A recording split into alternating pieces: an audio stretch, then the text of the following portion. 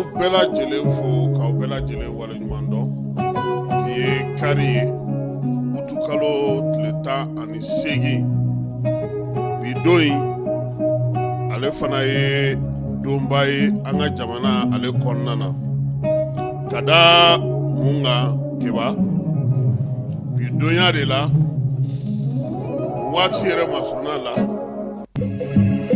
finitigiw taara Ibrahim Boubacar Keita nɔfɛ ka taa n'a ye a n'a ka premier ministre ka taa n'u ye Katikaw fɛ yen o san 4 o ye bi ye san 4 hukumu kɔnɔna na sa anw ye maa min sugandi an n'o bɛna baro kɛ bi o ye Roberto Magic Sapper ye maa caman bɛ sɔn k'i yɛrɛ ɲininka munna Roberto Magic Sapper nka ni babu nana sigi u tigiw bɛna faamu u bɛna faamuyali caman sɔrɔ a la yan'o cɛ Falaye k'i fo Keba k'i yɛrɛ fo maa minnu sɔgɔlen don an na Mali kɔnɔ ani Mali kɔ kan k'a bɛɛ lajɛlen fo k'a bɛɛ lajɛlen waleɲuman dɔn ko min bɛ Mali kɔnɔ bi a ko dogolen tɛ maa si la Falaye o ye sanko ye sanji an ye dugawu kɛ ko Ala ka samiya ɲuman k'Ala k'o d'an ma o samiya ɲuman an ka dugawu kɛ ko Ala ka sanji fana ɲuman k'Ala k'o fana da an ma sanji min ni a b'an nafa ni waati laban in na tiɲɛ don ji bɛ ka jigin diɲɛ fan bɛɛ fɛ lahawuta ji a bɛ ka jigin diɲɛ fan bɛɛ fɛ ji min bɛ ka tiɲɛni kɛ a bɛ ka jigin diɲɛ fan bɛɛ fɛ nka janto yɛrɛ la kɔrɔcogo o ka ɲi kosɛbɛ an y'an ɲɛ da sanji jigiyɔrɔ dɔw kan an bɛ se k'a fɔ ka kɔn samiya ɲɛ an hakili b'a la a kun fɔra bɛɛ lajɛlen ɲɛna yan ko min ye ɲinan san ye ko sanji ko a bɛna jigin kosɛbɛ o sanji jigili na kosɛbɛ anw tun bolo maa minnu bɛ n'olu sigiyɔrɔ bɛnnen don kɔ kɔnɔnaw ma n'olu sigiyɔrɔ bɛnnen don ba kɔnɔnaw ma n'olu sigiyɔrɔ bɛnnen don ji sigiyɔrɔw ma maa minnu bɛ yen ni olu bilama ni olu ka yɔrɔw bɛɛ lajɛlen ni degun bɛ a la anw bolo olu tun bɛna fɛɛrɛ ɲini u yɛrɛ la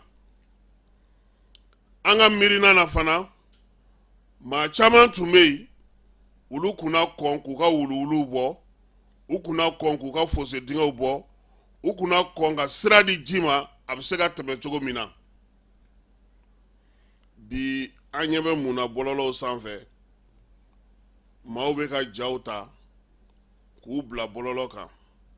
maaw bɛ ka yɔrɔw jaw ta ka dabakasi kɛ ni a ye tiɲɛ don waati min don a ma nɔgɔn an yɛrɛ bɛ dugawu kɛ maa o maa ye degun sɔrɔ Ala ka nɔgɔya kɛ u bɛɛ lajɛlen ye minnu fatura Ala ka hinɛ u la nka an tɛ tiɲɛ dɔ fana fɔ ɲɔgɔn ye o fana b'a ja dɛ anw ko anw tɛ tɔn de minɛ nɛnɛ na ɲinan samiya kuma fɔra bɛɛ ye ka kɔn nin waati ninnu ye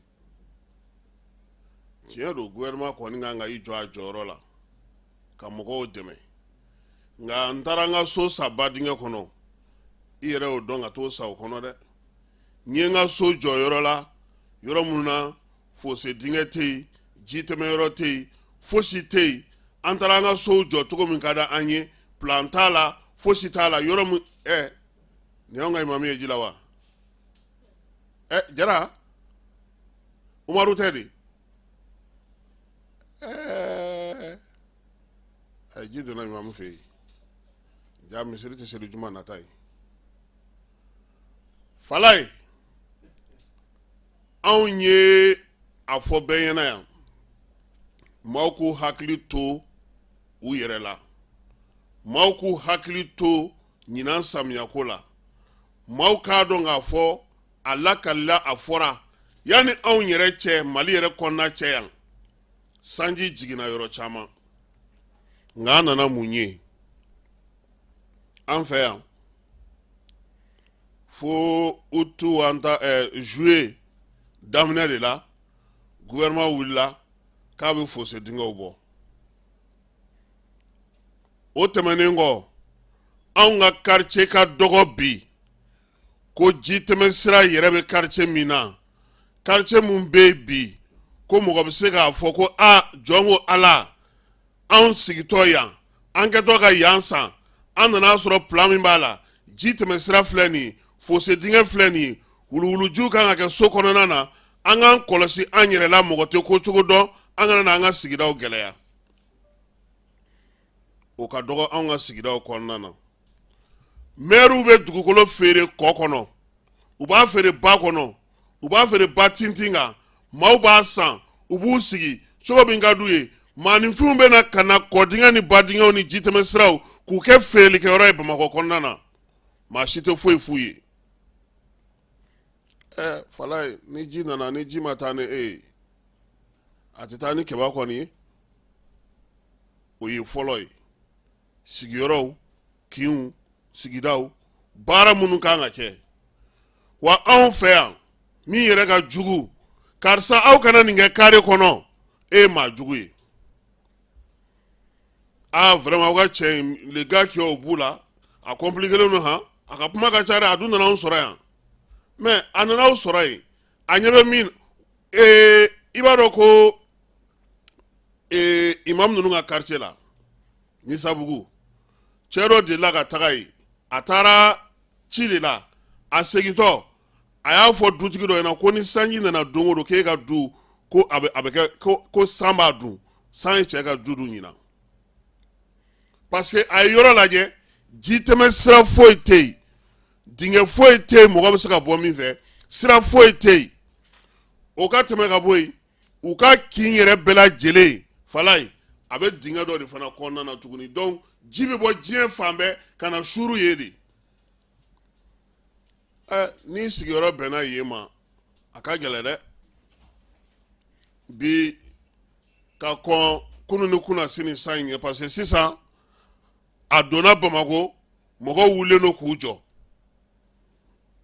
bila kɛra yan a fɔra mɔgɔw ka fossé u ka ɲamanw kɛli dabila fossé kɔnɔ u ka dingɛw bulabɔ u k'u ka sigidaw la kɔlɔsi mɔgɔw y'u sigi a fɔra mɔgɔw ɲɛna wuluwuluji ɲɛgɛn dingɛw a y'u la kɔlɔsi mɔgɔw m'a kɛ a fɔra mɔgɔw ɲɛna yɔrɔ bɛɛ tɛ mɔgɔw sigiyɔrɔ ye dɔw yɛrɛ bɔra télévision yɛrɛ la k'a yira an na k'a fɔ ko non ko n'olu m'u sigi k'u b'u dahirimɛ sɔrɔ cogo di Falaye f'an k'a bila an kun na k'a fɔ ko duguba tɛ bɛɛ sigiyɔrɔ ye kelen filanan an k'a dɔn k'a fɔ mara n'a bɛ kɛ yɔrɔ yɔrɔ la mɔgɔ bɛ sigi ATT-bugu ninnu i y'a mɛn ko inondation kɛra yen fɔlɔ wa parce que u sigira cogo minnu na u sigi cogo kɛlen don cogo min na bɛɛ lajɛlen b'a dɔn k'a fɔ a bɛ cogo min na mais ni mɔgɔw ma sɔn o de ma a bɛ na ni gɛlɛya ye a bɛ na ni degun ye yɔrɔ bɛɛ lajɛlen bɛ minɛ bi i tɛ kin ta Bamakɔ kɔnɔna na yan ma kin kɔrɔ ninnu fɔ ko yɔrɔ min na ko maire kɛtɔ k'a sigi k'u ye fɛɛrɛw bɛɛ lajɛlen tigɛ kɔsa in na de ko Guwané image cɛlen ka ci Asimi ma a ye Sogɛli wele k'u ka ministre fara ɲɔgɔn kan u faralen ɲɔgɔn kan de Sogɛli y'a fɔ o yɔrɔ la ko maire kana yɔrɔ di mɔgɔ ma tuguni kɔdingɛw ni badingɛw ni jitɛmɛ siraw kɔnɔna na ɲinan samiya wa bɛ samiya wɛrɛ de wa bi pour que nin ko ka ɲɛ so fɛn fɛn jɔlen don badingɛ kɔnɔ a bɛɛ kan ka ci so fɛn fɛn bɛ ji tɛmɛ sira kɔrɔw la a bɛɛ kan ka ci Falaye Kolokani filɛ nin ye pont Kolokani pont o de bɛ ka cun ji fanga de bonyana ka a fɛn mɔbiliw tɛ ka se ka tɛmɛ Kolokanikaw ye a image ta ma transporteur minnu bɛ a yɔrɔ la o y'a image ci a ma fɔlɔ a kun fɔra an ɲɛna ko bila san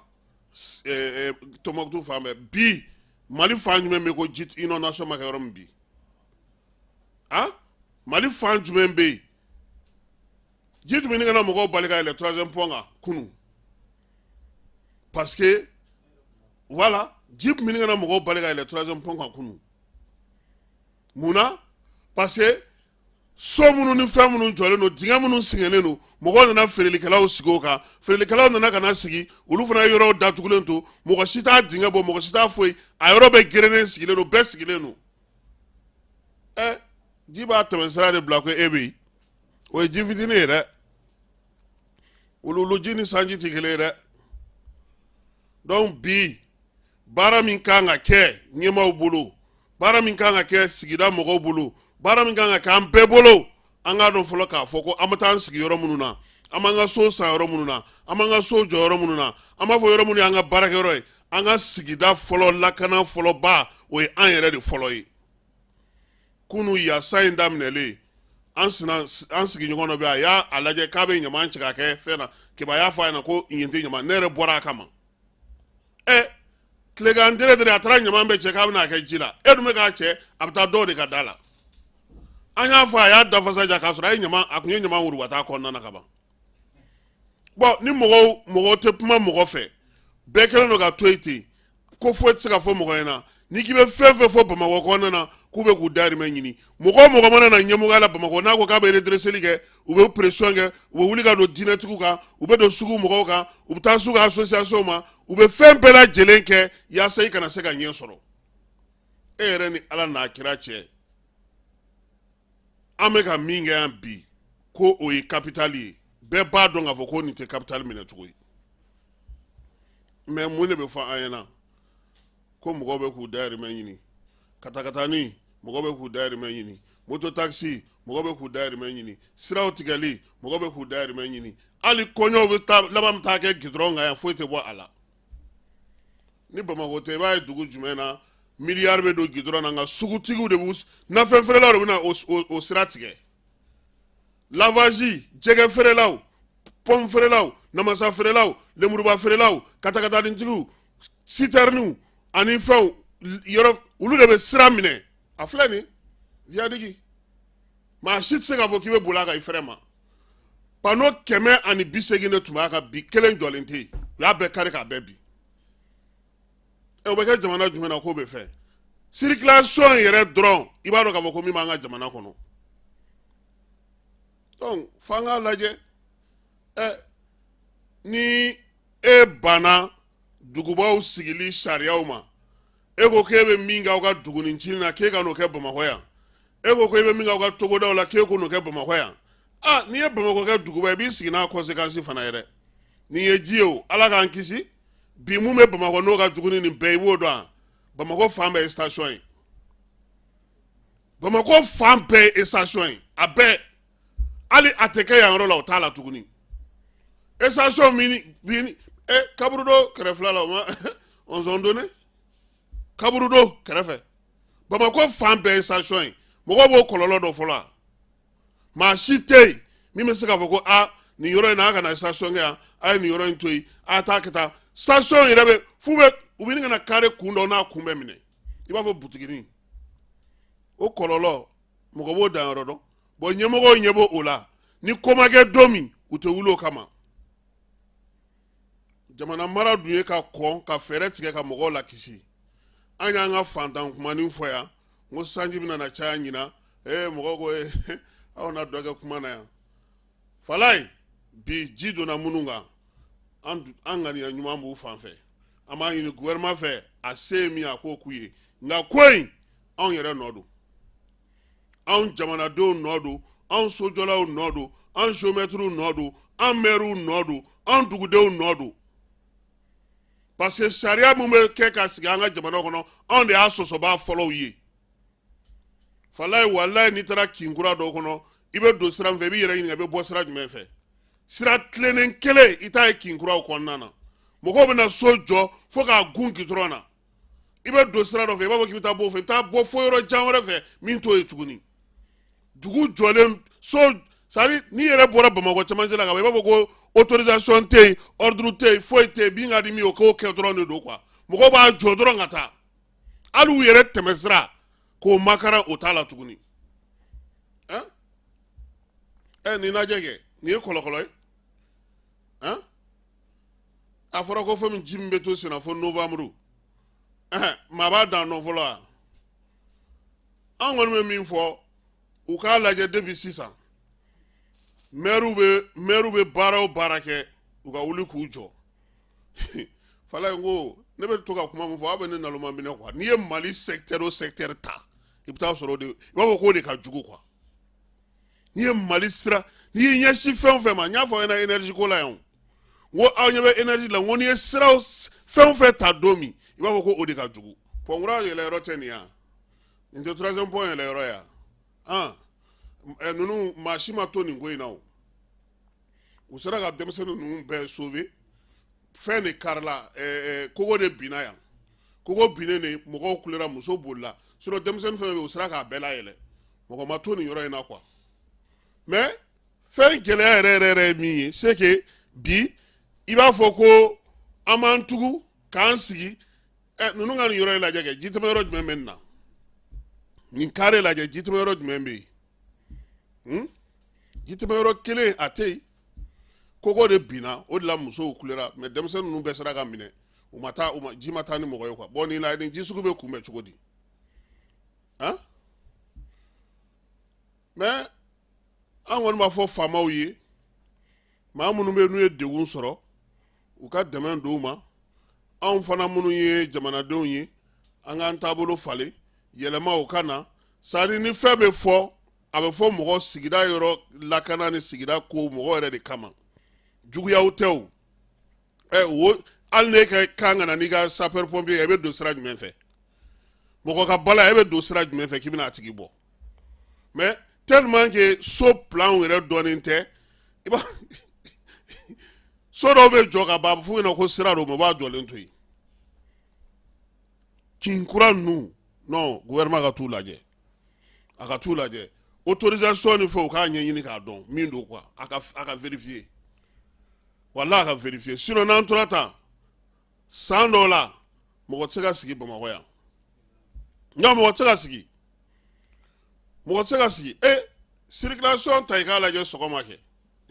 n'i bɔra Bamakɔ sɔgɔma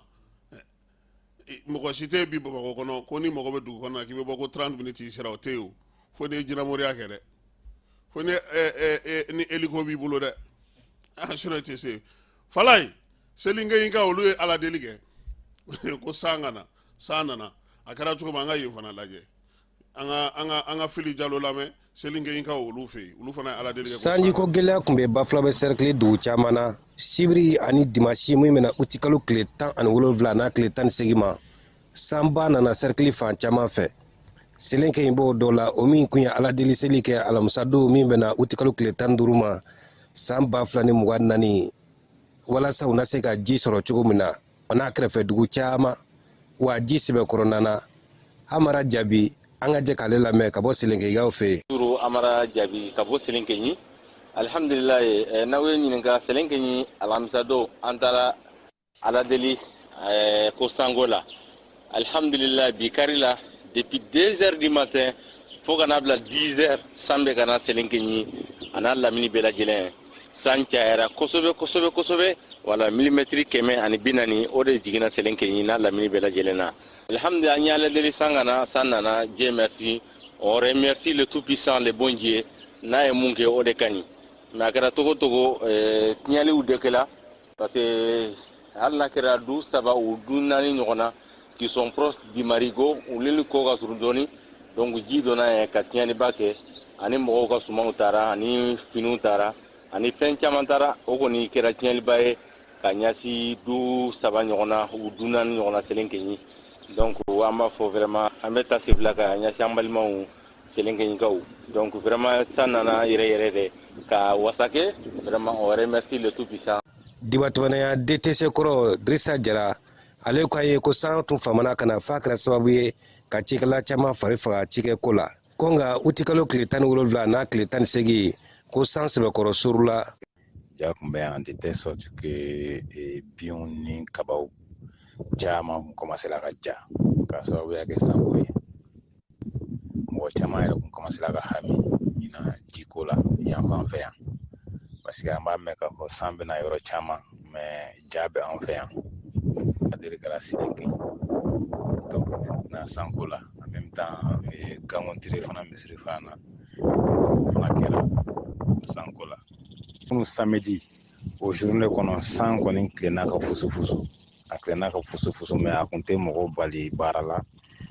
bon a kuma dugu comme ja kun digilen dugukolo la donc a kun tɛ santi kosɛbɛ mais ala y'a kɛ a tora fusu kɔnɔna na fo ka don sura la donc sura ka daminɛ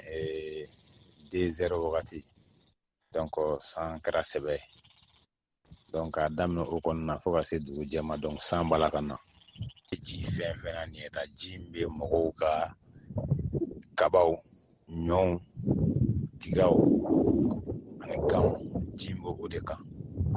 donc pour le moment mɔgɔ tɛ se ka fɛn fɔ a dégâts la mais ji kɔni bɛ suma ninnu de kɔnɔ. Ni cɛ b'a yɛrɛ ko f'an ye ani ji ye kasara minnu se ale ka denbaya ma a ka dugu la. Bon ne ye Jibi Sidibe ka bɔ Burundapɛ dugutigi de ye ne ye. Bi sous 2 heures du matin ji donna an ka so kɔnɔ. Bon b'an donna an ka so kɔnɔ an ka so tila bɛɛ bin o cogoya la an ka so ninnu tila bɛɛ bin na bon ka tɔlisoden 3 o bin na bon muso 6 olu bin na bon ani tɔlisoden 1 wɛrɛ n'a tilancɛ o bɛ dɔgɔnin ka so n'o ye Isa Sidibe bon ninnu de kɔni bɛ an bi aw la dɔnniya k'a fɔ ni sanba min nalen filɛ uti kalo tile 18 san 2024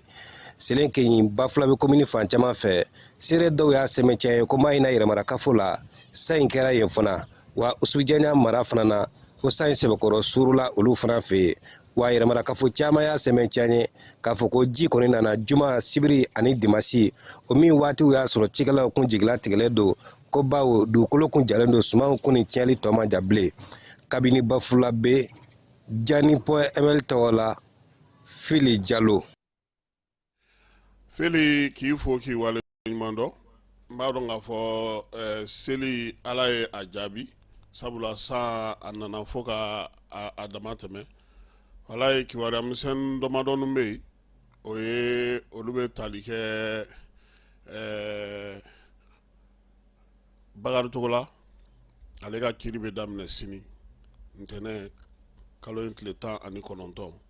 b'a dɔn k'a fɔ ale ka ko in kun kɛra ka segin tilara ka k'a kan tuguni ɲafungekaw fɛ yen ekɔli karamɔgɔ 2 olu su taara ye bi arabelekaw fɛ yen arabebe yɛrɛ ale bɛ tɔnka ani ɲafunke ni ɲɔgɔn cɛ kilomɛtiri 15 yan'o fana cɛ ekɔli karamɔgɔ kelen wɛrɛ fana kun fatura o yɔrɔ kelen na ye dugudenw kɔni olu ja tigɛlen don sabula u y'a yira k'a fɔ ko u ye maa caman de ja tigɛ u y'a yira fana ko min ye mɔgɔw ye u kana olu yɔrɔ fɔ sɔrɔsilakaw ye maa minnu bɛ yen sa n'olu kɔni bɛ nin waleya ninnu kɛ u y'a yira k'a fɔ ko degun b'u kan an ka baarakɛɲɔgɔn bɛ n'o ye Umar Mayiga ye n'ale bɛ an ka radio partenaire ye Solidarité la Tonga ale ye kibaruya ninnu ci an ma Niger kaw fɛ yen ko gɛribuw ye dugu bila dɛ ko Niger ɲɛmaaw olu ye kibaruya di ko gɛribu fɛn fɛn tun bɛ Ɲame kɔnɔna na u y'u bɛɛ bila ka t'u ka dugu la o kɛlen k'u bila ka t'u ka dugu la u ko ko sisan n'u ye gɛribu o gɛribu ye i bɛ taa sɛnɛ kɛ n'u y'i ye Ɲame kɔnɔ u b'i minɛ i bɛ taa sɛnɛ kɛ Ɲame gouverneur ko ten ko parce que ko baarakɛ minnu bɛ yen n'olu ye gɛribuya yɛrɛ kɛ olu yɛrɛ kun tɛ tuguni baarakɛbaliw de kun ye gidɔrɔndaw minɛ donc sisan kɔni u y'o min kɛ gɛribuw tun na pewu Ɲame fan bɛɛ lajɛlen fɛ Ivoirien k'olu kan ka passeport ta visa ta yaasa ka taa Maroc ko a kow bɛɛ lajɛlen kɔni Maroc ni Côte d'Ivoire gouvernement bɛnn'a kan k'a bɛ daminɛ septembre kalo ale tile fɔlɔ waleya min don sa sini an n'an da don a la M5RFP bolofara min bɛ Sogɛli fan fɛ ale ni Yɛrɛwolo Debout sur les remparts ka taa fara Fiji Mali kan ani CMP ni jɛkulu wɛrɛw olu ye lajɛ belebeleba kɛ kunungo CICB ale kɔnɔna na kɛnɛ ka fanga ɲɛma ale kɔni ye kuma ta tɔn minnu fana bɛ yen sa n'olu bɛɛ lajɛlen kɔni taara nin ko in na sa tɔn ɲɛmaw bɛɛ lajɛlen ye kuma ta laseliw kɛra k'a bɛɛ lajɛlen kɛ kun ye fanga ale dɛmɛli ye an ye kibaruya telima minnu sɔrɔ sa nin ye olu ye sɔɔni sisan an ka bi maa welele an bɛna ale ladon n'o ye Roberto Magic Saper ye Roberto Magic Saper ale dogolen tɛ maa la tuguni maa min do a dɔnnen don kosɛbɛ fala ye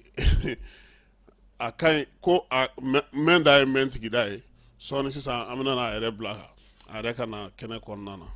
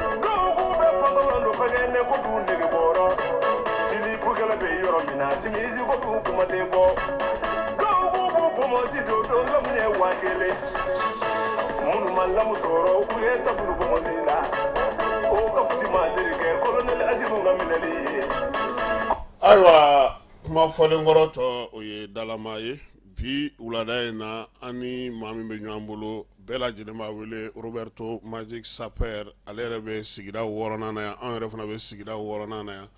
Roberto i ni wula. N ba Kasimu ani wula. I nana an ka kɛnɛ kɔnɔ bi a diyara n ye an b'a fɔ n k'i bisimila. A diyara n yɛrɛ ye. Kasimu n bɛ Ala fo k'Ala barikada k'an bangebagaw fo ka maliyɛn cɛ n'a muso denmisɛnnin maakɔrɔba bɛɛ lajɛlen fo franchement ka tila ka fɔ Ala ye tuguni ka ni ce k'a lajɛ ne dɔnkilidala denmisɛnnin Ala ka chance dɔ di ne ma ne kana sigi e ɲɔgɔn journaliste ba kɛrɛfɛ a diyara n ye a bɛnna ma Ala ka diya Ala ye. Merci Tarawele. An b'i fo i ka nali la sabula min ye bi ye bi fana ye don kɛrɛnkɛrɛnnen ye nka a kun ka d'an ye an kɔni b'a mɛn Roberto Magic Saper Roberto Magic i tɔgɔ yɛrɛ yɛrɛ ye jumɛn ye? Kasimu ne tɔgɔ yɛrɛ yɛrɛ Aruna. Ne jamu ye Sila. Cɛ Yigo e ma taa wari ɲini na? Wari tɛ sɔrɔ dɔnkili la. Wari bɛ sɔrɔ. Wari tɛ sɔrɔ dɔnkili la. Wari bɛ sɔrɔ a la. N'i ye Mali tunkaranke jɔ 100 dɔnkilidalaw ma don ni 40 yan. O donna n'o ye. An ko Marakaw de kan ka taa ni mɔgɔ ye tunga fɛ. Yala mais bɛɛ n'i ka wari ɲini cogo don. U bɛ n wele Roberto Magic o ye n yɛrɛ ka denmisɛnninya tɔgɔ kiirilenw dalen an na. Mais ballontan de nana n'a ye wa? Ayi ballontan ma na n'a ye ka i pari ka seri wa dɔ ninnu kɛ ka kulusi yɛlɛ fo sanfɛ. O de nana ni Roberto Magic ye mais ka tila k'a da sanfɛ ko l'avocat défenseur des femmes o ye baara min bɔra n yɛrɛ da ni journaliste baw ni journaliste ɲɛnamaw y'o ta k'o yɔrɔ yanga o de y'o ye. An bɛ Ginta mɔgɔw fo yan olu ye baara caman kɛ o la kosɛbɛ an yɛrɛ y'a mɛn olu de da kosɛbɛ an b'u fo k'u waleɲuman parce que a wagati radio sow kun b'u sanga ORTM de la waati o ye tiɲɛ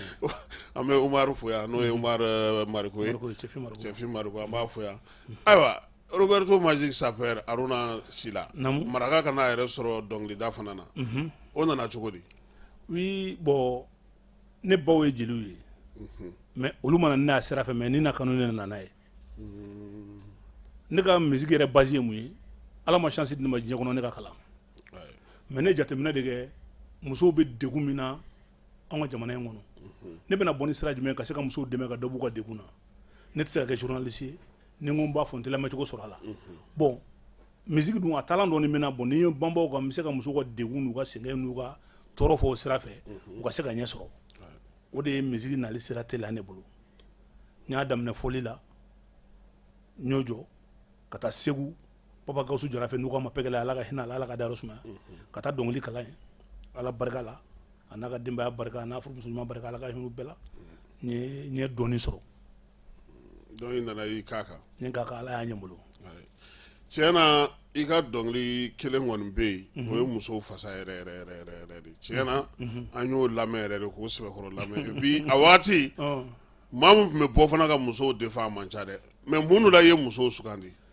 Kasimu i da sera kuma ma n ye musow sugandi bi min na bɛɛ t'a faamuya mais n bɛna a ɲɛ f'i ye Kasimu mɔgɔ min b'a ka juguya da kɛnɛ kan ani mɔgɔ min ka juguya dogolen don jɔn ka ɲi min b'a ka juguya da kɛnɛ kan o de ka ɲi min b'a ta dogo ka jugu o ye juguman yɛrɛ de e ma fɛn dɔ la kɔlɔsi anw fɛ yan muso filɛ nin n'a bɛ cɛ fɛ diɲɛ bɛɛ b'a dɔn k'a bɛ nin fɛ limanaw b'a dɔn sinjiw b'a dɔn badenw b'a dɔn fɛn bɛɛ b'a dɔn mais n'a bana cɛ la su kelen a dugusajɛ diɲɛ bɛɛ b'a dɔn limanaw b'a dɔn cɛ b'a dɔn sinjiw b'a dɔn fɛn bɛɛ b'a dɔn k'a bana la wa muso bɛ ban cɛ la a bɛ tila ka muso nɛgɛ a bɛ tila ka k'a fɛ tuguni mais cɛ de bɛ se ka muso furu 100 ani t'a fɛ mais muso t'a dɔn kana siga a t'a fɛ a b'a ka so 100 a bɛ k'a mara ani t'a fɛ mais muso yɛrɛ t'a dɔn cɛ de bɛ se k'o kɛ y'an ti diɲɛ bon ni nkalon don non ayi o ye tiɲɛ ye o voilà bon o de kama n ma mɔgɔ min b'a ka juguya da kɛnɛ a muso tɛ se ka foyi dogo muso tɛ se dogo la non u dusukun jɛ kojugu tɛ se dogo la se ka foyi dogo bon o de kama wa Ala ye fɛn dɔ d'u ma o ka di ne ye dɛ u bɛ ɲinɛ wala bɛ ɲinɛ wala anw dun tɛ ɲinɛ ayi cɛ n'i y'a kala fo san ta a b'a mara a kɔnɔ wala Roberto Magic Saper i ye tun bɛ anw kun coiffé cɛ ne yɛrɛ fa an ka fɛn yɛrɛ a bɛ an bɛ ka ne an ka yɔrɔ ci an bɛ ka ne de yɔrɔ ci ale ye yɔrɔ ci min kɛ o sanjɛ in na yɔrɔ in cira o de senfɛ mais a ye kojugu kɛ a tun t'a dɔn ko nin emplacement an kun tɛ kun coiffé yɛrɛ ye o wala parce que yɔrɔ min kun don mɔgɔw tun bɛ ɲɔgɔn dɔn yen mɔgɔw bɛ tinw donna ɲɔgɔn na yen relation caman de tisera furu caman ɲɛnabɔra yen explication bɛ di ni yen ye oui c'est vrai furu caman dilanna ni yen ye i ye kuma fɔ mais i b'a dɔn mɔgɔ caman tɛ fɛn dɔ faamuya cɛbakɔrɔ n'a degunna ka degun ni kuma fɔ yɔrɔ t'a bolo n'a taara sigi coiffeur kɛrɛfɛ ni coiffeur y'i bolo don a kun na ni coiffeur ye mɔgɔ hakilima ye i b'a dɔn ne ka cɛ in t'a cogo la n'i ye ballon glissé a kɔrɔ dɔrɔn a bɛ kuma n'a kumana dɔ fɔ n'a kumana de bɛ kɛ mɔgɔ ɲuman ye ka se k'a ka du dilan c'est vrai fɛn dɔ don hali n bɛ ala kunkurun dɔ fɔ dɔ delila ka na n bɛ k'a kɔfɛ a kalikan don ko muso min b'a bolo k'a b'a bila ne ko mun na k'ale muso b'i bolo a poche kɔnɔ k'a ka fɛnw ta ne ko a ma n ko tɛ muso bila kun ye ko mun na n k'a bolo de kun k'a ta ou bien a ka taa yɛrɛ den cɛ ɲɔgɔn ma ka kulonkɛ la ka nafolo d'a ma n ko jumɛn bɛ arranger a fila la a ko non k'ale ta ko b'ale arranger n ko voilà n ko bon i b'a dilan ni nin jogo ye ka nin jogo in bɔ a la jogo bɛ diɲɛ bɛɛ la n'a y'a sɔrɔ nin b'i yɛrɛ balimamuso la a man di dɔ k'a gɛn an k'a dilan o don mɛnɛ parce que mɔgɔ caman y'a fɔ ko yɔrɔ in na ye ko i sen na ko caman kan mɛnɛ ala barika a fisar'u ma fana et puis a y'a to mais o tuma amical ma en dédommagé a foyi i m'a ye wagati dɔ la n delila k'a f'u ye n ko ni kɔfili yɔrɔ cira anw ye dɔnkilidala ye mais minnu tɛ dɔwɛrɛ la olu b'a kɛ cogo di i y'a fɔ i ka tila k'a kankari da n ko wa n'a cira n fana bɛ n ta sara dɔgɔyama tɛ ala ka hinɛ Ibirim Boubacar Keita la ala k'a dayɔrɔ sumaya Kuluba bɛ min y'a ka so kɔfilikɛyɔrɔ b'o de ɲɛ ne fana ka so ne fana kun balo b'o de la n ka fɛn bɛɛ b'o la grâce à kɔfilikɛyɔrɔ ne kun tɛ taa mɔgɔ deli bon n'i y'o ci o de kama n nana Bakari jamatigi yɛrɛ la nin sigi kuma mɛn sɔntigi t'i dɔn e ka mɛn i bɛ ka de ma jɔn ye Bakari jamatigi ye Bakari tɔgɔ jumɛn jama sɔrɔ Mali kɔnɔ k'ale bɔ Sɛbɛnnikɔrɔ Burama ayi non Nare Makan Kucala awɔ Nare Makan Kucala ayiwa an bɛ taa ni ale yɛrɛ Nare Makan Kucala ye Fala ye an b'a lajɛ IBK le 18 août 2020 a ka démission a ye min fɔ télévision na an ka jɛ ka o lamɛn yan'an ka don ni Roberto ye. Mesdames et messieurs, bonsoir et bienvenue sur votre télévision nationale. Situation sociopolitique au Mali. Le président de la République, Ibrahim Boubacar Keïta, vient de faire une déclaration dans laquelle il annonce sa démission. C'était ce soir à Kati. Nous l'écoutons.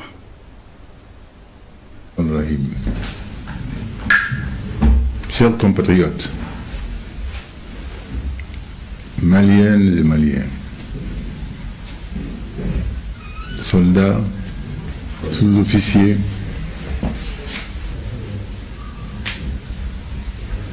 officiers,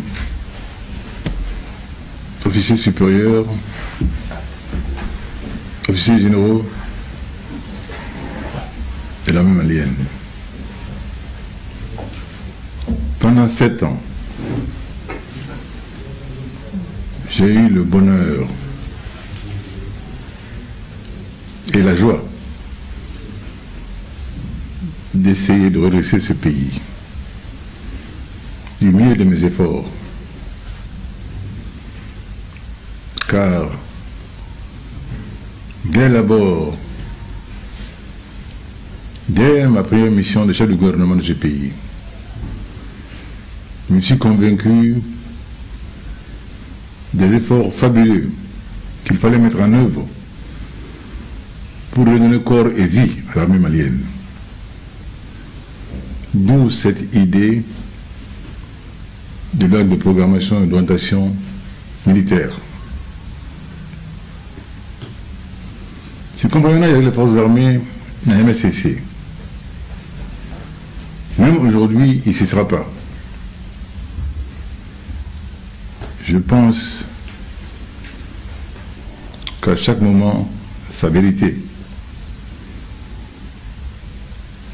Si aujourd'hui, après des semaines de turbulences, de manifestations diverses, ponctuées hélas par des victimes, devant lesquelles je m'incline, que je n'ai jamais souhaité, chacun dans ce pays le sait. Pourquoi j'avais toujours mis en garde. Dit que on met dans la rue, on ne sait jamais ce qu'il peut en résulter. Le bien ou le pire, hélas le pire en a résulté. Si aujourd'hui, il a plu à certains éléments de nos forces armées de conclure que cela devait se terminer par leur intervention, ai-je réellement le choix de m'y soumettre? Car je ne souhaite qu'aucun sang ne soit versé pour mon maintien aux affaires. Pourquoi? Je voudrais, à ce moment précis, tout en remerciant le peuple malien de son accompagnement au long de ces dernières années, de la chaleur de son affection, vous dire ma décision de quitter mes fonctions, toutes mes fonctions à partir de ce moment, et avec toutes les conséquences de droit, la dissolution de l'Assemblée nationale et celle du gouvernement. Qu'Allah aide et bénisse le Mali. Je n'éprouve aucune haine vis-à-vis de personne. Mon amour pour mon pays ne me le permet pas. Que Dieu nous sauve. Merci. Ayiwa ni i bɛ k'a ka laseli ye utu kalo tile 18 a san 4 ye bi ye Roberto Magic nin don ye sɔrɔ mini. Nin don ye ne sɔrɔ boulevard sanfɛ Sankɔrɔ. Sankɔrɔ. Bilahi a ye ne sɔrɔ Sankɔrɔ. A y'a sɔrɔ an bɛ Maliko la, an bɔlen don Maliko la. Parce que Kasimu jamana in tun bɛ ka taa bolo dɔ kan. Misali ala ye fanga di minnu ma bi n'a kun ma d'olu ma n'i bɛ ka n'a ka denbaya kun bɛ jamana in kun bɛ kɛ cogo di o kunna ne ye dɔnkili min da Bakari Jamatigi i m'a bɛɛ lamɛn wa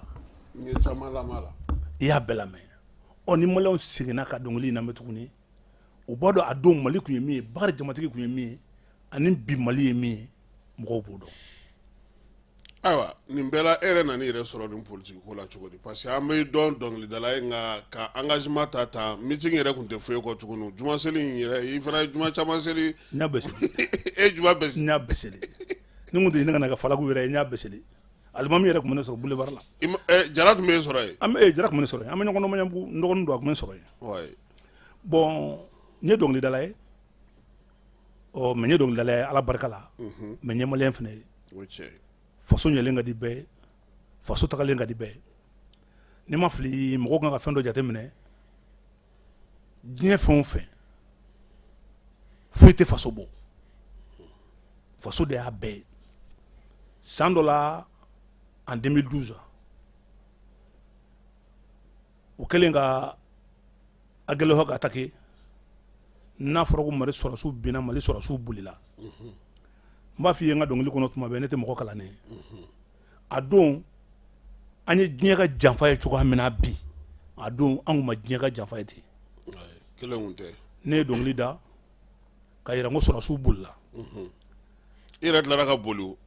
u y'o fɔ ne ye dɔnkili da n ko sɔrɔsiw bolila bon a donni kama k'a fɔ ko sɔrɔsiw juguya bɛ ne kɔnɔ o tɛ k'a fɔ ko n bɛ fɛ k'u lagosi o tɛ mun ye n bila dɔnkili dali la anw fɛ yen bamanan yan k'a daminɛ depuis Segu ni a bilara masakɛ kunna ou bien a bilara ɲamakala kunna k'i ka jamana kɛlɛkɛcɛ ça fait i y'a miiri dɔrɔn k'a bisigi dɔrɔn k'a dusukun yiran-yirannen don a ma boli dɛ k'a dusukun dɔrɔn yiran-yirannen don e de bɛ se ka dɔnkili da k'a kɔrɔmatigɛ ka dusukun na min k'a jala min a ka taa kɛlɛ kɛ a kun da kun y'o ye dɔnkili in dar'o de kama i b'a fɔ n ye min ɲini u fɛ o don cogo min n'u sera k'o kɛ bi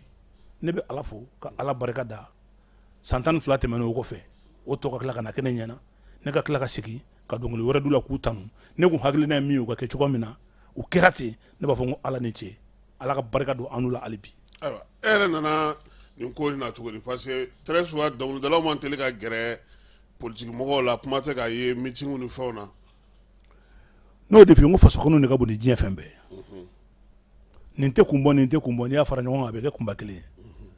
an bamananw de ka kuma don parce que an ye FSD fana na o n y'a faamuya an bamananw de ka kuma don n sen tɛ wulu kɛlɛ la a ka sɔrɔ bere ɲɛnama b'i bolo ne y'i bɛ ka mara kɛcogo ye ka jamana taabolo ye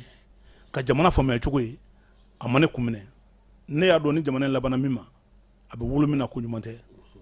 bon ne dun tɛna n présenter campagne na ne ma kalan n tɛ poste ɲini n tɛ jɔyɔrɔ ɲini an kan ka solution jumɛn kɛ diɲɛ kɔnɔ pour que IBK bɛ bɔ yen masakɛ wɛrɛ bɛ na mais ni mɔgɔ min y'o hakilina ta o ye hakilina wɛrɛ o tɛ ko juguya ye o ni masakɛ ye man di ne ye ni masakɛ ye ne ka di ne ye nin ka fanga ka di ne ye nin ka fanga man di ne ye o tɛ juguya ye o don de kama ne y'a ɲini ka jateminɛ kɛ yanni mɔgɔ kalannenw ni mɔgɔ kodɔnnaw k'a dɔn mais ni kunfini wulila ka jateminɛ kɛ ka fɛn dɔw ta k'a kɛ ɲɔgɔn kan Sumala Sise la Sumala Sise min ye ka yira diɲɛ la a ye min ye ka yira jama la ka wuli ka gɛrɛ Sumala la yanni association kalannen baw ka tugu a kɔ o ye ne sɔrɔ a kɔ ça veut dire que ne ma kalan mais n fana bɛ n ta sira dɔn o de ye n tugu Sumala kɔ n y'a ka campagne kɛ campagne bannen yanni campagne ka kɛ n ye baara in n ye dɔnkili da ten k'a da ten ma sara dɔrɔn ma jama dɔrɔn ɲini i ko ten k'i ka dɔnkili bɛɛ k'e b'a bɛɛ da ten e tɛ dɔrɔn ɲini baara in bannen sisan ko ka campagne de kɛ n ko bon campagne kɔni tɛ to kɛ ni wari tɛ an kuman'o la an bɛnn'o kan sɔngɛrɛw ma n ye min ɲini a dira ma an ye campagne kɛ campagne banna ala nana kɛ jaabi minnu nana bɔ a ma kɛ jaabi ye jaabi minnu y'anw ja a yira la ko Sumala bugɔra bon Sumala bugɔra dɔnkilidala minnu tun bɛ yen ne yɛrɛ tun bɛ yen an bɛɛ y'an kɔ don ne taara sigi ka jateminɛ kɛ tiɲɛ na ne ye nin campagne kɛ ne ye fɛn sɔrɔ Sumala la ni ni mɔgɔ ye diji min ni jalaji nana aw ka ja la n bɛ se ka to n ka so juru tɛ n kana o mais FSD kɛlɛ la ale kelen ka wuli a n'a ka parti don min a ka di an bɛɛ tun bɛ ɲɔgɔn fɛ mais n'a goyara ne ka n sigi k'a lajɛ hɔrɔnya ma sɔn o ma ne fana wulila ka gɛrɛ a la ma dɔrɔn bɛ ɲini ma dɔrɔn bɛ sɔrɔ ma dɔrɔn bɛ demander ka gɛrɛ a la ka FSD kɛlɛ kɛ fo ka taa se a dan na parce que ne dalen b'a la n sigilen b'a kan élection kolon a tɛ wolo foyi la coup d'état kɔ n tugura Sumala ko de la k'a dɛmɛ parce que n b'a dɔn élection kolon a laban ye coup d'état ye ayiwa an y'o faamu donc FSD nana kɛ o bɔra M5 nana kosɛbɛ. Bon M5 kɛlɛ in kɔnɔna na e yɛrɛ ye mun la kɔlɔsi parce que aw bɛ fɛn caman ye i yɛrɛ ka kuma mɔgɔ kalanenbaw t'olu jateminɛ. Bon M5 kɛlɛ kɔnɔna na mun ye na M5 la n dara Sumala la ma tigɛ a la Sumala minɛli FSD la Sugɛli de tun ye Sumala ka adjoint ye bon Sugɛli ye M5 sɔrɔ ni Sumala tɔgɔ de ye bon ne ye danaya min ye Sumala la ne y'o danaya kelen de Sugɛli la bon ne bɛ ka Sumala dɛmɛ a ka kɛlɛ la mais est-ce que ni Sumala minɛna ko Sumala kɛra tunufɛn Sugɛli ka ta ka bila Sumala jɔyɔrɔ la est-ce que ne kan ka n kɔ don Sugɛli la wa ni ye n kɔ don Sugɛli la yɔrɔ la a bɛ komi ma Sumala ka mission dafa an nana don M5 ko daminɛ an bɛ kɛlɛ n'a mɛnna de an na M5 ko daminɛ mais politiciens don ni politique mɔgɔw wulila dɔ bɛ ɲinɛ guloki ta a b'a dɔn a yɛrɛ kana dɔ bɛ jakuma guloki ta a b'a dɔn a yɛrɛ kana dɔ bɛ wulu guloki don a yɛrɛ kana dɔ bɛ warabile guloki don a yɛrɛ kana est-ce que ninnu ye fɛn sugu qualité kelen ye Kelen tɛ dɛ u tɛ kan kelen fɔ u tɛ bɛn fɛn kelen kan mais a kɛra tan a ma kɛ tan avant tout ne ye artiste de ne ye dɔnkilidala de ye u cilen min filɛ sisan k'a kɛ 3 ye ni fɛn fɛn ye ne wele a ka baara la normalement ne ka baara ye n ka baara de n ka baara ye musique de n bɛ taa n ka baara kɛ mais k'a fɔ ko ne de tun bɛ M5 la ne ye jɔyɔrɔ dɔ occupé a la ne ma jɔyɔrɔ foyi occupé M5 kɔnɔ mais quel qu'en soit dɔnkilidala o dɔnkilidala bɛ Mali sɔrɔsiw nɔfɛ bi dɔnkilidala o dɔnkilidala bɛ M5 nɔfɛ bi n'u bɛ transition nɔfɛ bi u bɛɛ nana ne de sɔrɔ yen parce que n'u bɔra FSD la ɲɔgɔn fɛ u bɛɛ nana ne sɔrɔ yen dɔw yɛrɛ bɛ yen olu ka dɔnkili tun bɛ da kɛnɛ kɔnɔ olu bɛ ci bila ka taa k'u ka dɔnkili kana da kɛnɛ kɔnɔ ko parce que olu tɛ se ka kɛ i bɛ ka mafitiriwale ɔ mais mɔgɔw bɛ ne wele dɔw bɛ n ba nɛni dɔw bɛ n fa nɛni dɔw bɛ n dɔgɔya wa e ɲɔgɔn mɔgɔ batɔ e t'an artiste e man ka taa dɔ dɛmɛ e kan ka kɛ tan e kan ka kɛ tan bɛɛ y'i ta fɔ mais ne tora M5 kɔ ka M5 dɛmɛ fo Ala nana kɛ M5 bɛ ka laɲini min kɛ a donni kama n'o tun ye i bɛ ka taga ye ɔ an bɛ barika da Ala ye sɔrɔsikɛ cɛ 5 sera ka na an bolo bɔ ngolo bolo Ala ka a barika don an n'u la ayiwa politique mɔgɔw yɛrɛ bɔra sisan k'a fɔ ko nɔfɛ kɛlɛ a kɛli ma nɔgɔ e artiste ye e tun b'i kɛ cogo di manifestation ninnu wagatiw la manifestation na non i tɛ mɔgɔ lamɛn parce que e ma fɛn dɔ faamuya bamananw ka kuma don n'i ye sogonin ta k'a tigɛ sisan sogonin kurunin kelen k'a tigɛ sisan ka filɛ sɛ groupe cɛ la ni kelen min y'a ta tɔw tɛ far'o la o bɛ tugu a kɔ ah mais o bɛ tugu a kɔ bɛɛ b'a fɔ ko fo k'a minɛ a la jamana in fanga ko dɔ ye moi je crois que ne tɛ politicien ne tɛ na kɛ politicien n tɛ politique jɔyɔrɔ ɲini Ala fɛ n t'a fɛ Ala yɛrɛ ka nɔgɔya n ye parce que ne ɲɛ bɛ politique la cogoya min na ani mɔgɔw ɲɛ b'a la cogoya min na kelen tɛ n y'o de f'i ye dɔ bɛ ɲinɛ wolo don a yɛrɛ kan na dɔ bɛ jakuma golo don a yɛrɛ kan na dɔ bɛ warabile golo don a yɛrɛ kan na dɔ bɛ wulu golo don a yɛrɛ kan na k'olu ka jɛ ka fɛn kelen ɲini ɲɔgɔn fɛ Kasimu o ma nɔgɔn dɛ mais est ce que i ma gɛlɛya sɔrɔ nin kɛlen est ce que mɔgɔ dɔw bɛ bɛɛ bɛ wele tuguni i n'a fɔ kɔrɔlen i tun bɛ cogo min na o gɛlɛya i ɲɛ b'o min na dɛ o baden mais sa fiyɛntɔ dayirimɛ bɛ Ala de bolo dɔw y'u direct tigɛ i la caman ba mɔgɔ baden de y'i ban ne la primo 2012 yɛrɛ politicien foyi tɛ min ye ne ta campagne na bɛɛ banna ka ne ta ko non ko n'i y'a ta ko sɔrɔsiw b'i kɛlɛ Mali politicien bɛɛ ban ka ne ta 2012 ka kura kɛ ne ka 2012 ne ma campagne kɛ ne ma morceau kelen da ko n'i y'a ta ko sɔrɔsiw b'i kɛlɛ o kɛra 2012 bon an nalen Sumala ta la o ɲɔgɔn kɛra bon n bɛ M5 kɔnɔ bon M5 ɲagaminen min filɛ nin ye bon jusqu'à présent o ɲɔgɔn bɛ kɛ mais sa fiyɛntɔ balo bɛ Ala bolo fo mɔgɔw k'o dɔn donc a kɛlen bolofara 3 in ye ta e tɛ fansi la tuguni a kɛlen bolofara 3 ne tɛ fansi la ni ne ma ɲɛ ko ne bɛ ye yɔrɔ la ne bɛ sɔn ka ye Sumala ka appui la Sumala tun bɛ ka mɔgɔ min appui ne bɛ sɔn ka ye ni ne ma ɲɛ ne bɛ ye yɔrɔ la mais i kɛlen don k'i yɛrɛ minɛ n bɛ n yɛrɛ minɛ n bɛ to so mais ni min mago b'i la i bɛ se ka to ka baara kɔnɔ ni min ye n wele ko n ye artiste de ye n dɔn artiste ye n'i ye n bila baara min na n b'o baara kɛ siga foyi t'o la mais Roberto an b'a dɔn k'a fɔ fana aw tɛ don ko la aw kun fɛ o i yɛrɛ ka kuma faso ko bɛ a la bon nin kɛlɛ ninnu fana surtout kalo 4 a kalo 4 kɔnɔna na e tun b'a kɛ cogo di ka tila k'i ka baara fana kɛ o bɛ se ka ɲɛ cogo di jɔn ko a la an kana ɲɔgɔn nɛgɛ kan i bɛ ka to fanga la ne tun bɛ kɛlɛ kɛ ne tun bɛ se ka fɔ ne bagabagara a ka ca ni ne yɛrɛ tun ye n da n ko n bɛ sunɔgɔ n bɛ ɲɛ kelen tugu n bɛ kelen yɛlɛ parce que fama kɛlɛli kulusi bɔ tɛ an kana ɲɔgɔn nɛgɛ a ma nɔgɔn ne korona gɛrɛn caman na Ala de m'an labila n korona sira caman kan Ala de m'an labila mais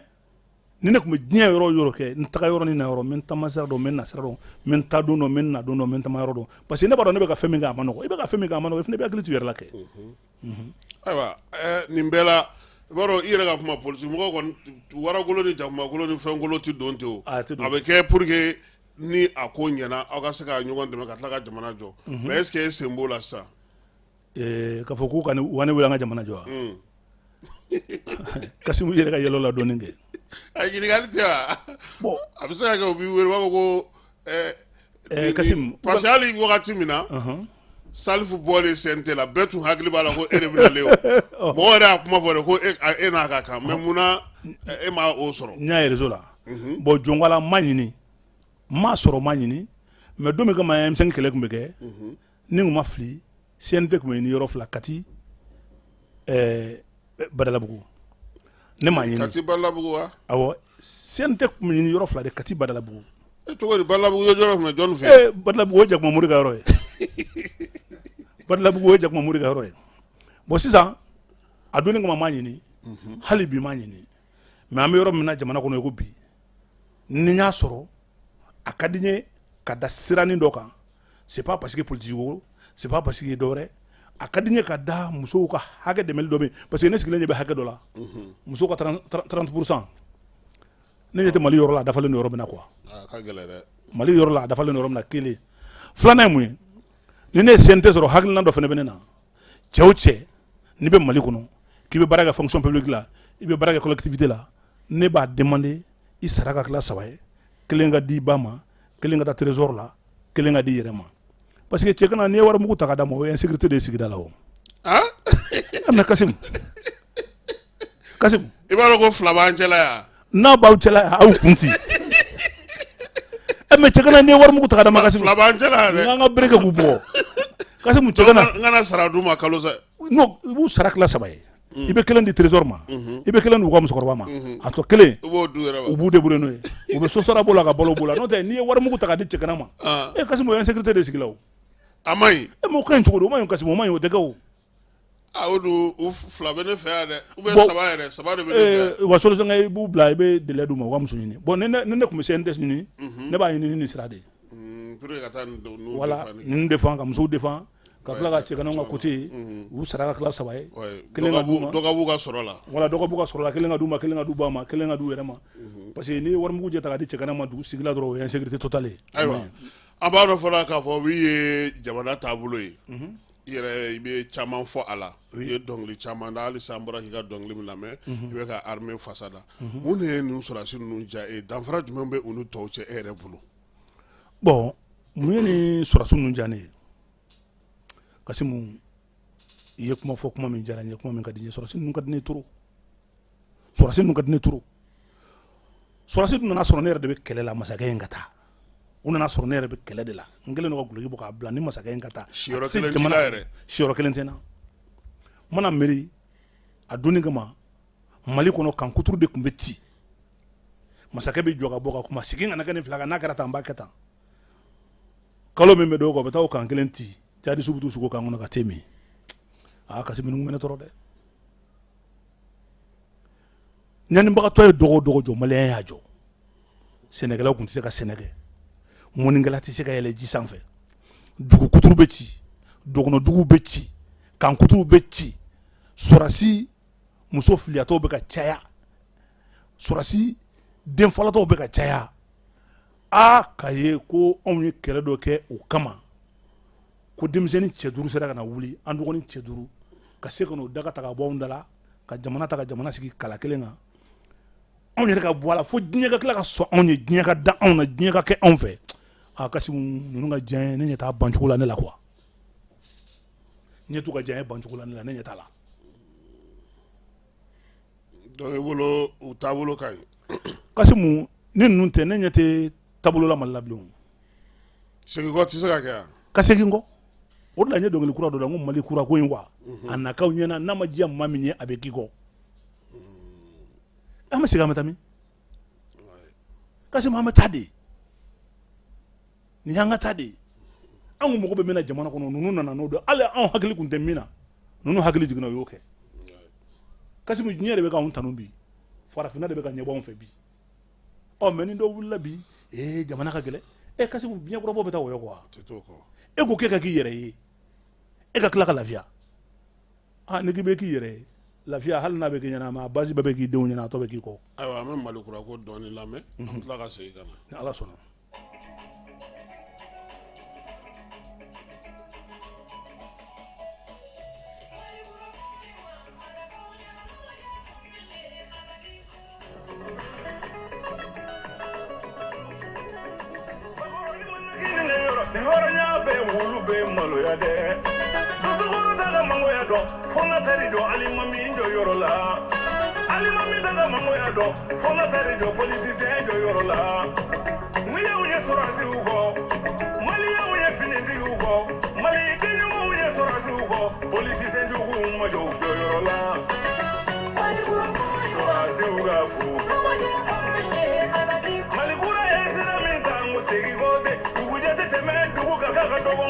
Jomogola o ye karaye ni jori yɛrɛ la o ɲɔgɔn na fasan jugu dɛ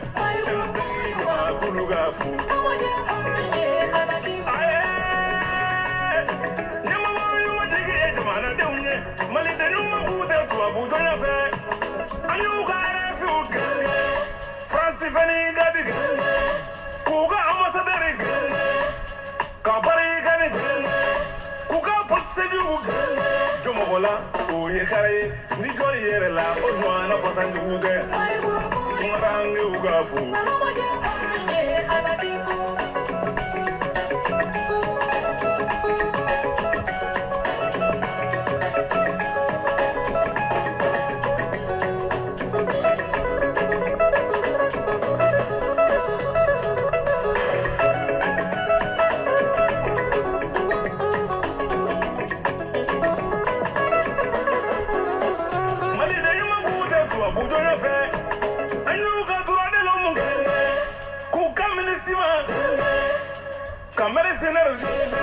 le partenariat,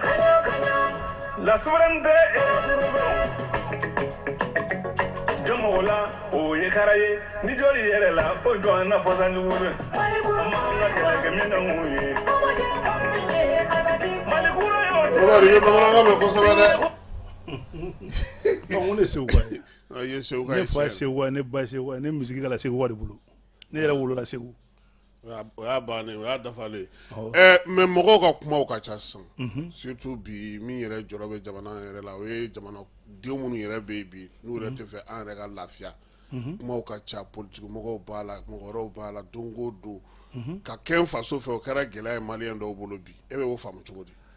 n bɛ fɛn dɔ f'i ye a bɛɛ politicien dɔrɔn de i ye nin fɛn fɛn fɔ n bɛ n faso fɛ n tɛ n faso fɛ n taara an fɛ n nana an fɛ n nana a bɛɛ politicien de ni politicien sigira gɛrɛn min na a b'a hakili de don gɛrɛnnamɔgɔ la n'a sigira sigida min na a b'a hakili don sigidalamɔgɔ la n'a bɛ du min kɔnɔ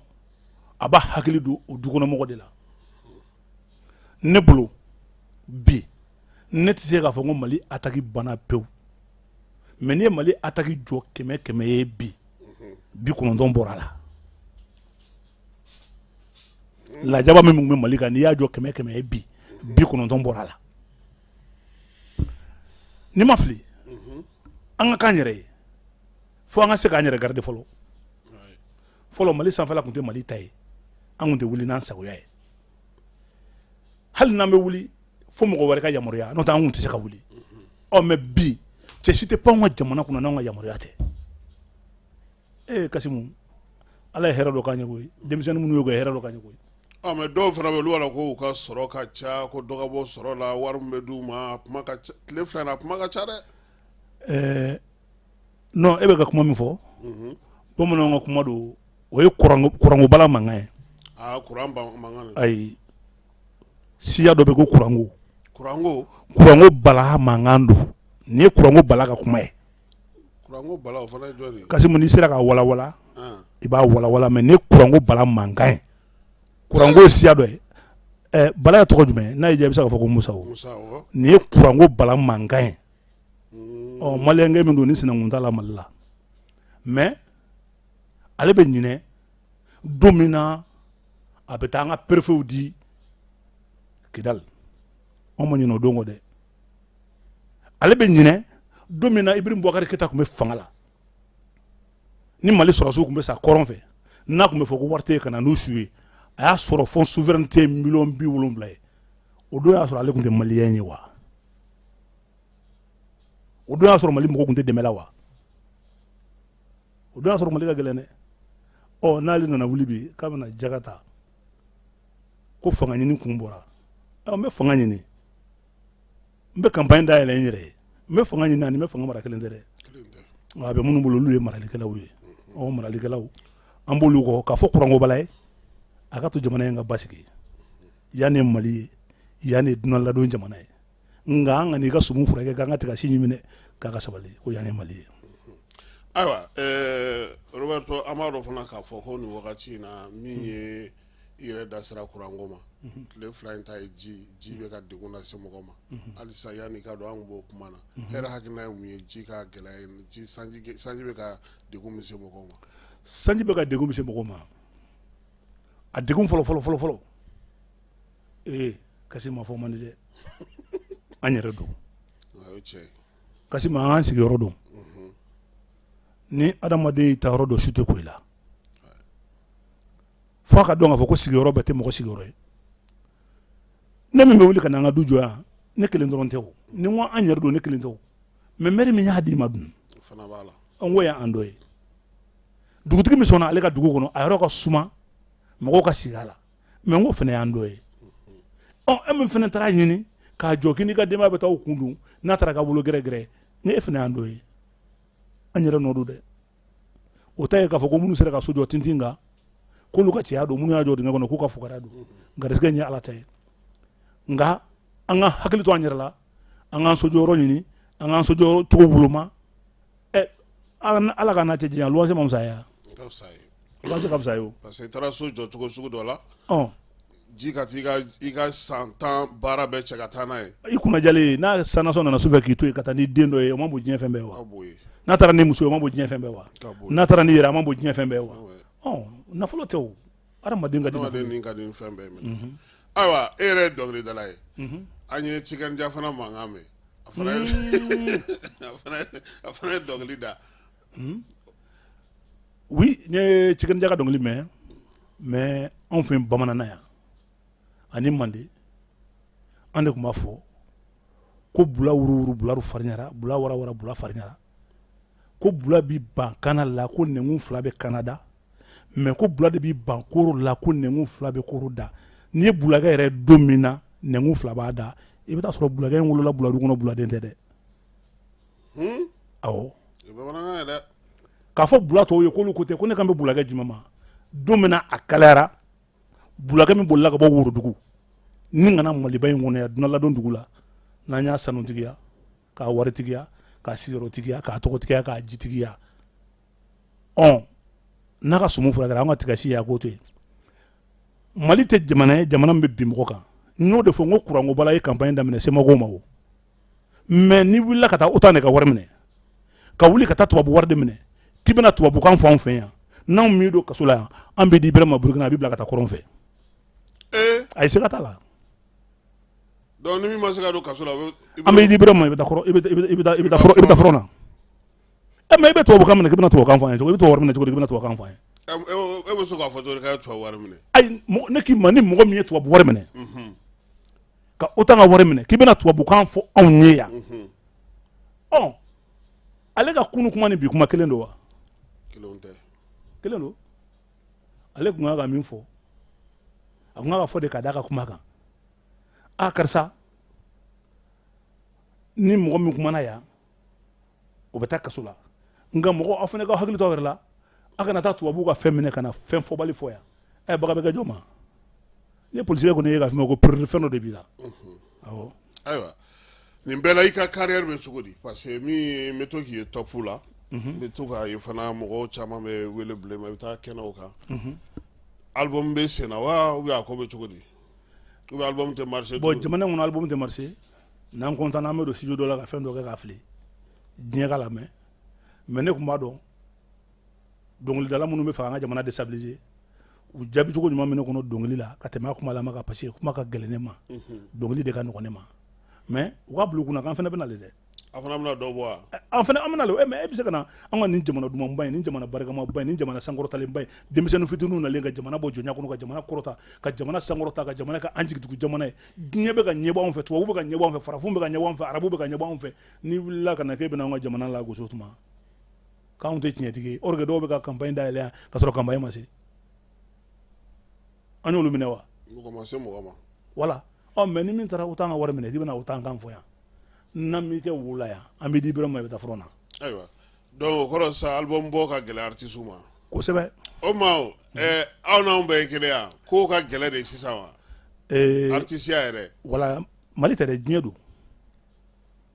Mali tɛ diɲɛ don fɔlɔ an bɛ kasetiw bɔ o b'an pirater mais o bɛɛ kɔfɛ an bɛ dɔɔnin sɔrɔ a bɛ sa mais an minnu ni minnu bɛ kaseti bɔ n'olu b'an pirater olu yɛrɛ fana bɛ pirater bi aw bɛɛ sisan dɔnkili yɛrɛ base ye min ye parce que i b'a dɔn hali sisan musique yɛrɛ kɛlen don musique déodorant de awɔ musique déodorant n'i y'a bɔ dɔrɔn i b'a bɔ dɔrɔn kalo saba don a bɛ taa o ye sɛgɛn bannen f'i k'i kunkolo de kɛ ɲɔgɔn kan ka fɛn dilan hali n'i bɛ wari don a la fu k'a dilan fu k'a di jamanadenw ma fu mais a ka se ka to jamanadenw mémoire la a ka mago ɲɛ a ka se ka mago ɲɛ dɔnkili selen don o tile de la bi an b'o tile de la k'a fɔ bɛɛ an ka hakili jagabɔ n'an bɛ dɔnkili da an ka dɔnkili dilan minnu bɛ se k'a lamɛn minnu bɛ to mɔgɔw hakili la minnu bɛ ko dilan an k'olu dilan ayiwa Roberto an b'a dɔn fana k'a fɔ ko min ye an ka jamana ye a bɛ bɛnko kuma na n'o ye accord de paix bilalen kɛrɛfɛ sisan sɛbɛn bɛ ka ɲini yaasa ka se k'a nɔrɔ bila o kumaw bɛ sen na bon min ye an ka jamana kɔrɔnfɛ fan fana ye Tenza Wateni ko in bɛ sen na hakilina ye mun ye nin bɛɛ lajɛlen na bon Tenza Wateni ne ni n ka kunfinya jate n y'a f'i ye n tɛ mɔgɔ kalannen ye Tenza Wateni tɛ dɔwɛrɛ ye toujours i b'a bila i kun na rebelles ni djihadistes minnu b'an kɔ autant de bɛ k'olu soutenir anw kan toujours ka jamana déstabiliser parce que AES bɛ ka sigi n'a diyara anw na tɔw b'a kɛ u bɛ solution kɛ k'a tiɲɛ u b'o solution de ɲini k'a tiɲɛ n'o tɛ Mali bɛnkan kabini Ala ye diɲɛ da Mali bɛ ka bɛnkan ɲini fɛn o fɛn fɔra Mali ye Mali sɔnna bɛɛ ma bin o bin kɛra Mali kan Mali sɔnna bɛɛ ma bɛnkan na mais ani minnu bɛ ɲɔgɔn na olu sɔnna mun ma ou bien olu ye maliyɛnw ye an tɛ maliyɛnw ye bon n'i y'a dan ne ma mɔgɔw hakilina tɛ kelen kɛlɛ mana kɛ cogo o cogo k'a bɛ laban kuma la nka a ye n bila an ka kulusi da a ka sɔrɔ i b'i ɲin bolo kan dɛ an ka fanga ɲini an ka se ɲini hali n'an bɛ sigi ka kuma o k'a sɔrɔ an ta in de bɛ lamɛn i b'a fɔ don dɔ la u binna an kan cogoya min na diɲɛ y'an minɛ k'a d'u ma u y'u sagonanw fɔ ka papier kolonw labɛn an sɔnna a ma ka sɔrɔ a si t'an ɲɛ a man d'an ye komi an dɔgɔnin minnu nana ni barika b'olu kɔ n'u y'an b'o kɔnɔ an b'u fo k'u waleɲuman dɔn u kana sɔn dɛ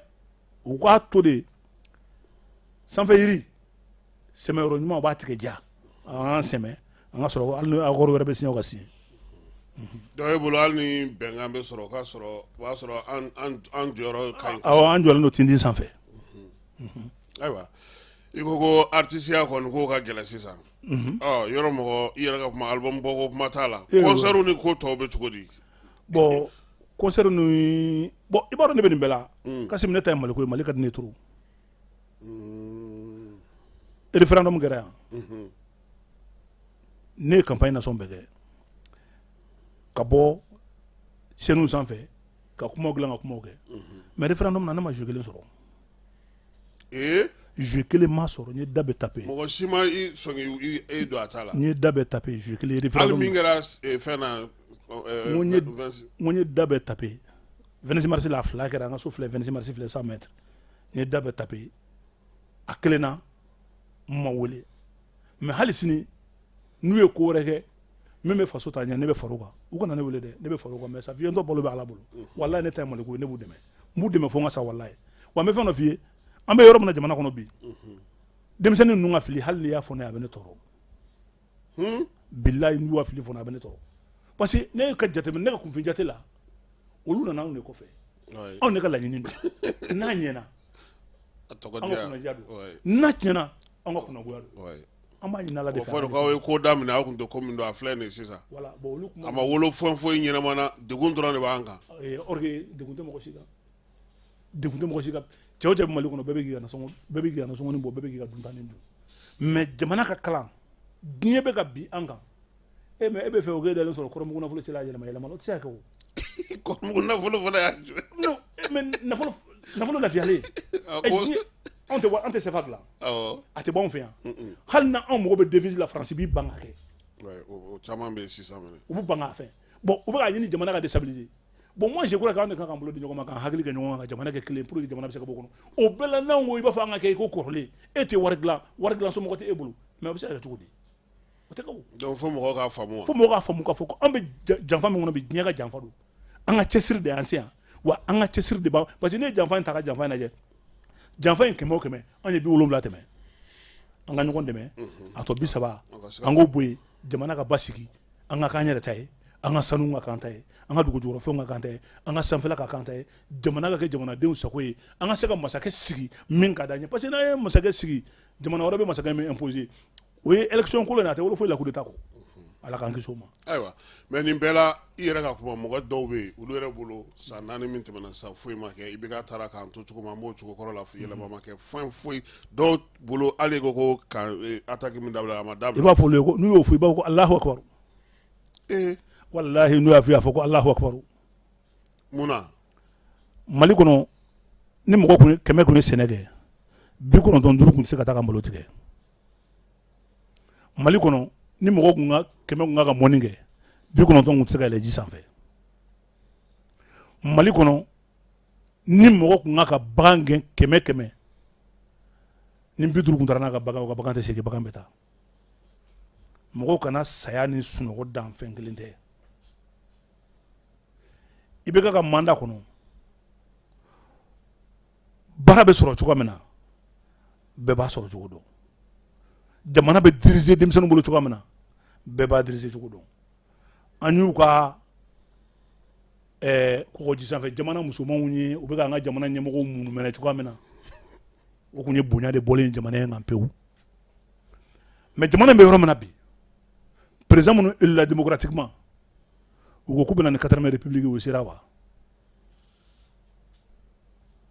Alpha ma se IBK ma se ATT ma se mais denmisɛnninw nana u nana c'est ni b'a fɔ denmisɛnninw u ma dɔgɔyama tɛ mɔgɔw b'o fɔ dɔgɔyama tɛ mais a kɛ ko si hakɛ fɔ u y'o kɛ kelen filanan ye mun ye ni ne yɛrɛ bɛ se ka waso ni min ye an ka lamini yɛrɛ bɛɛ masakɛ te min bɛ se k'i ɲɛjɔ Faransi ambassadeur ɲɛ la k'i bɛ kuma mais an y'o gɛn o ma kɛ wa ministre man k'a to yan su min tun bɛ bɔ o taalen o tɛ bɔ bilen jɔn ye ministre man gɛn kanw don Afrique bɛɛ jɔn sera k'u gɛn n tɛ tɔgɔ t'a dɔn mais an t'a dɔn k'anw y'u gɛn fɔlɔ Barikani jɔn sera k'u gɛn anw tɛ bon n t'a dɔn n bɛna ni nana kalan siraw kan ala ma taa koko feerela o bɛ fonction publique sɔrɔ yɔrɔ o yɔrɔ o ye ala fo ye n'o tɛ fonction publique tun bɛ sɔrɔ jamana in kɔnɔ cogo min na an b'a kalama o poste parallèle tun bɛ créer ko ka recrutement kɛ k'i terikɛ wele ka nafolo d'a ma a bɛ taa bureau d'étude dɔ créer k'i ka denmisɛnninw ta dɔrɔn ka fɛn dɔrɔn ka na ko a donna mais o siraw datugulen don bi o n'i ye kalan jɛlennin kɛ n'i y'a jɛlennin sɔrɔ ala bɛ sira d'i ma i bɛ tɛmɛ bon n t'a dɔn n bɛna fɔ cogo min c'est jamana in alihamudulilayi kalan bɛ ka kalan barika bɛ ka don kalan na kalan bɛ ka développer anw denw bɛ école la o kunun kalan ka nɔgɔ cogo min na fo denmisɛnninw yɛrɛ tun b'a fɔ k'an ka fauteuil IBK ye ko parce que k'a tilela ko défaut jara u nana denmisɛnninw bɛɛ latɛmɛ min bɛ fɛn dɔn min tɛ fɛn dɔn ka den n'a ko ji bɛ bɔ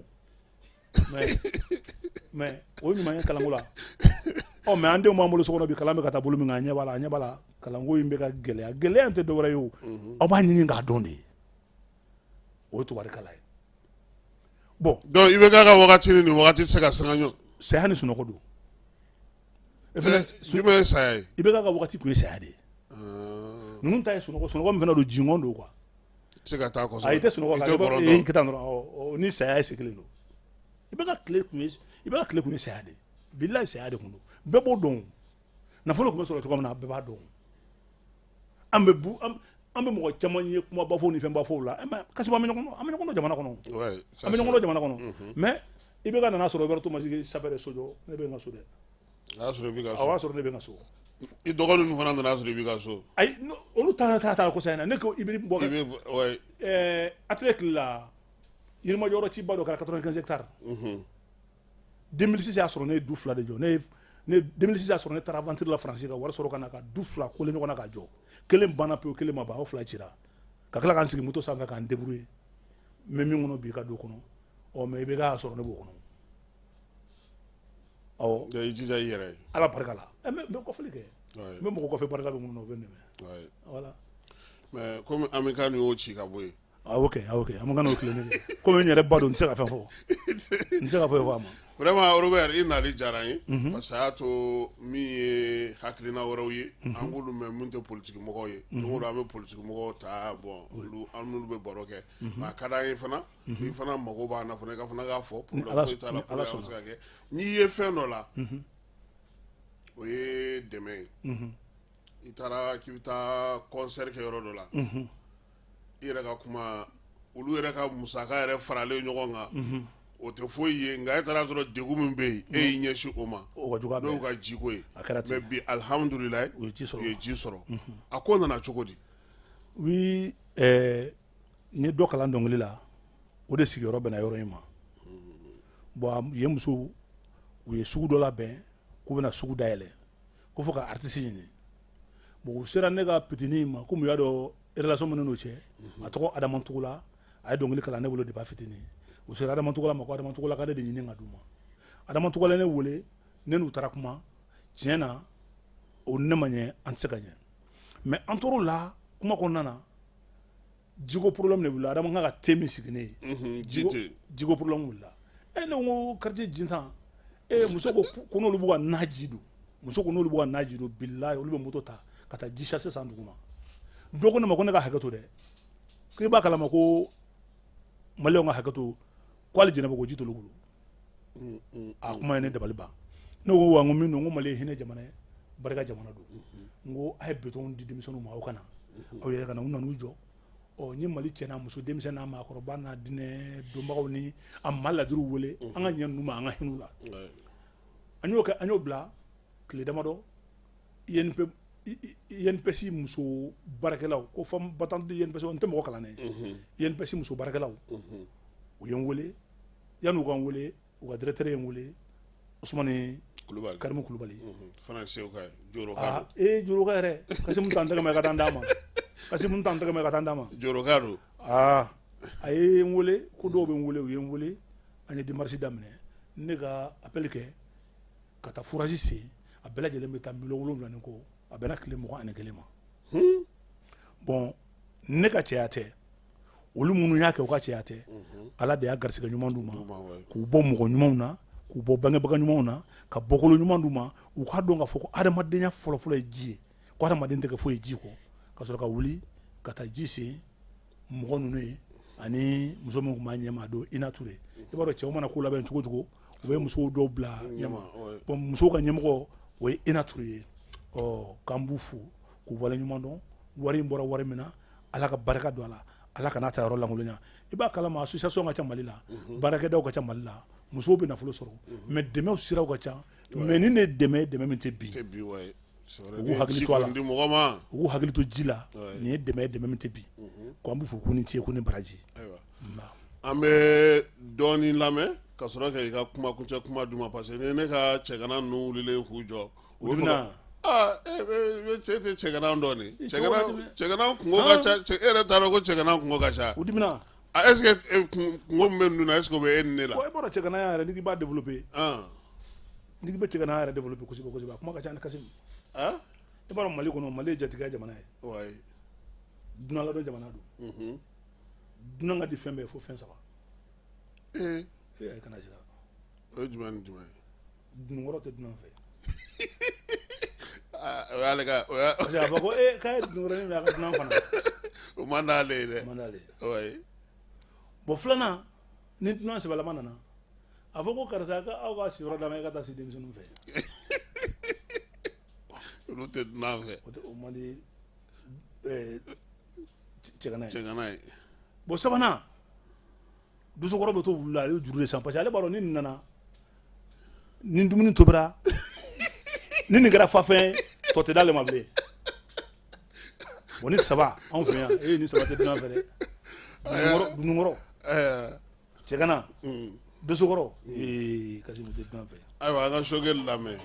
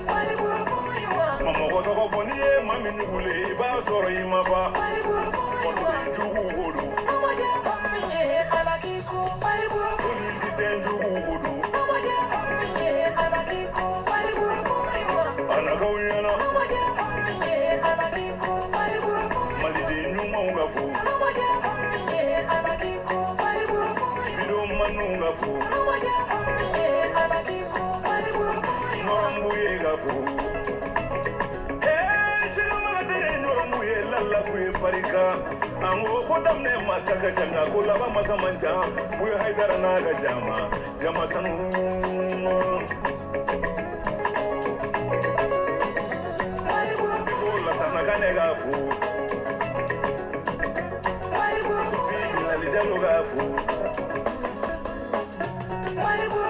Arrivé Maligafu.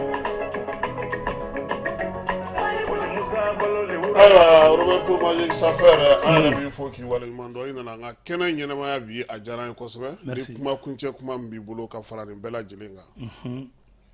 Mais Mali tiena muso demise ana makoroba. Segoni dongo tigilama ka bela jilen fo. Kuma nyamaya adomala tene bise ka fili mais ni ne donna kasimina o be hagato. Kanyini Mali on fait. Mali kumbe degu mi ngono ni kemedo atoemi ateteme bisabaka anga je anga mbulu di nyoma anga je anga ke klenye anga transition nyuma ben deme anga sora su deme an sego anan dungo bela bomna ngo kumadu ne sende wulu kelela aga soro bele bi bulu de ni sora siganu wallahi na nyena numbulu Mali de benye alaka na chejenya na nyena numbulu Mali de be chien wa be kan bedela kanini Mali on fait jamana bela hala mi wono bi gela miseni munun be gela kunguruni munun be fitini munun be ambe kan debrouiller ka bolo alibi an kan debrouiller an kan nyere ke che an do fara an ka che aka alaka si jani la banguma ani kene adama an se ka jamana deme mais jamana deme li ta an ka transition deme liko an ka sugar na ka jamana deme anga ashim naga jama deme anga maliki jaw naga jama deme anga jamana bo dinga kono anga jamana korota anga keni du sugu nyuma e bi fene ka fa sora suye toujours me ga ko manen do fo politicien mana wuli dobe nyine gulogidu dobe jakma gulogidu dobe wulu gulogidu dobe wara bele gulogidu o bena ko be fara nyonga ko be transition soutenu do tay meeting do tay dunu foye do tay bala foye nga bomonon be kuma do fo ni maga bakoro ni tununa chama bi deme ka nyini ayeli manduye ni munu nana fen nyini numa fen soro olu de be wuli ka video manu nga nyogon kan olu de be wuli ka chroniqueur nga nyogon kan olu de be wuli journaliste ya donate journaliste muna ko lu nga nyogon kan ku bla ku be sorasi wula gusi o mais sorasi fene ka famiya jewo jeni ala baraka do ala jewo jena be avancer o baraka te munu na olu de be bin kilin ga boala nga jamana yembe tanye Mali meto Mali ala Mali metanye ala ko kaka ala bunya ko so aka kera kanu ko so kasimbi yere fu hali bi ka segi kuma nga ala ka latige bi e nyon journaliste ba e gane wele en negasi akuma a jaranya benama ala ka ja ala ka jamana basigi merci. Aywa ma fo an flebagaw ni allamebagaw na ni le kara tlo garske bi arona sila ni bela jelema wele Roberto Magic Saper l'avocat défenseur des femmes aletuma amolo bi amba fo ka wale mando aka bara bla bi dimanche na sambe kana tokomi kana anga wele jaba ma fo falay keta ko bara nyana keba jalo amba fo fanangi fanani ni ala sona ma sini sogoma nege kanya kononto kuna fonu amolo damne aka ambe sini ni ala nakira sonama